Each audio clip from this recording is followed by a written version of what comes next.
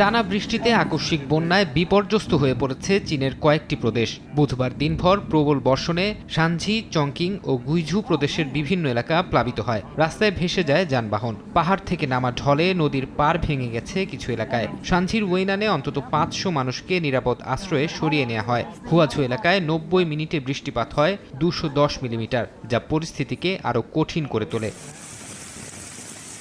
দেশটির দক্ষিণাঞ্চলীয় প্রদেশ গুইঝুতে টানা বৃষ্টিতে ভূমিধসের আশঙ্কায় শতাধিক মানুষকে সরিয়ে নেওয়া হয়। পানির তোড়ে হাইওয়ে ক্ষতিগ্রস্ত হয়েছে, ধসে গেছে প্রায় 50 মিটার রাস্তা। প্রদেশের বিভিন্ন শহরে দেখা দিয়েছে মারাত্মক জলাবদ্ধতা। চীনা আবহাওয়া বিভাগ পূর্বাভাসে জানিয়েছে ভারী বৃষ্টিপাত আরও কয়েকদিন চলতে পারে, তাই ভূমিধস ও নতুন করে বন্যার আশঙ্কা করছে কর্তৃপক্ষ।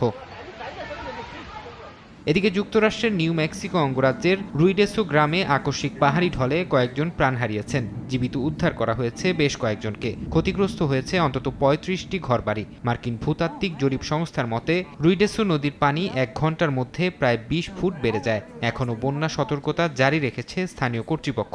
একই সঙ্গে আছে ভূমিধসের সতর্কতাও। অন্যদিকে টেক্সাসেও বন্যায় বেড়েছে মৃতের সংখ্যা। নিখোঁজ রয়েছেন শতাধিক। তাদের উদ্ধারে এখনও চলছে অভিযান। শুক্রবার বন্যা কবলিত এলাকা পরিদর্শনে যাবার কথা রয়েছে মার্কিন প্রেসিডেন্ট ডোনাল্ড ট্রাম্পের। ফরহাদ চৌধুরী, সময় সংবাদ।